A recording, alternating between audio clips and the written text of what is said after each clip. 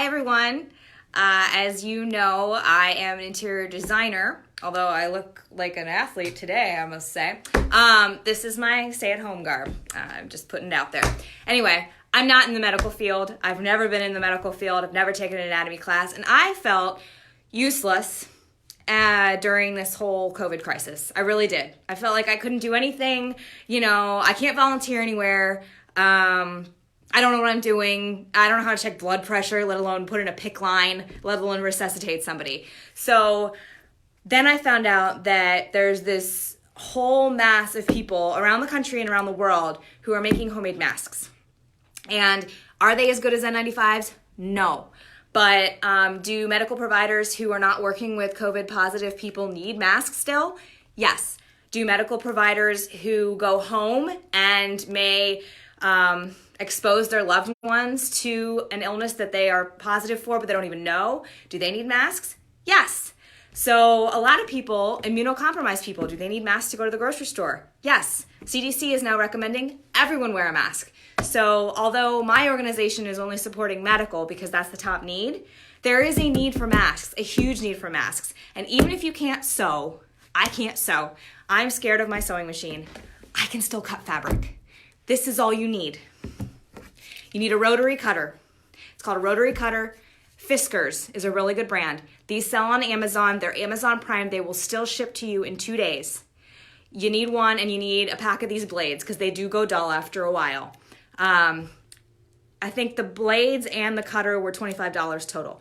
Think of it as a donation to a good cause. You also need a mat. Now I have a big one because my workroom was generous enough to donate one to me, but you do need a cutting mat or a cutting board or something, but a mat makes it easier because it has lines. And it looks like this. This is a big one. Woo! But they do come in smaller sizes for quilting.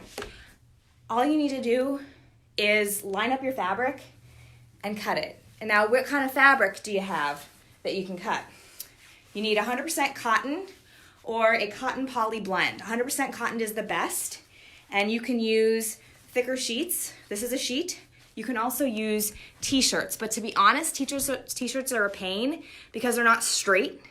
So there's a lot of leftover discarded shards that you can't use. So I prefer just to cut up sheets. Sheets are a ton of yardage if you really think about it, and you can get cheap cotton sheets from any of the big box stores. I bet you even have a set or two in your house that you're not using, right? That are left over from your wedding or from a previous color scheme. That's what these are for. It turns out for our wedding, we got 6 pairs of queen sheets. No one needs that. And we don't even have a queen size bed anymore. We have a king. So I cut all those up. Well, not the satin ones. Satin's no good, but the cotton ones I all cut up. And this is incredibly helpful for your community because you can pass these on to people who do so. If you don't know anyone who's doing this, check one of your local Facebook group pages. I know in Hudson, if you're in Hudson and you want to help, let me know.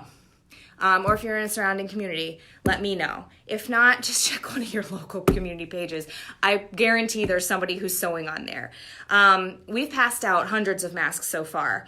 One of my clients actually works in the respiratory unit up at the Cleveland Clinic, and the woman in charge of the masks is actually driving up 30 masks to her tomorrow for her to use, for her team to use when they're not working.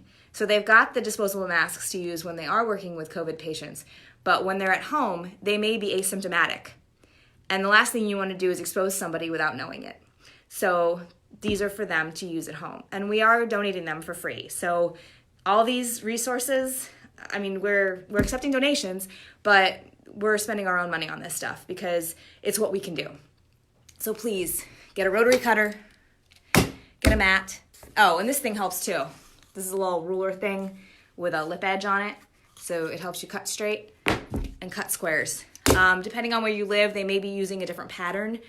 Where I live, I'm doing 8.5 by 8.5 squares. It's not rocket science, but it really, really helps. It does hurt your back after a while if you don't have a high table, and I don't have a high table, so I'm kind of bending over so I can do about 2 hours at a time, and then I start to hurt, but it's totally worth it.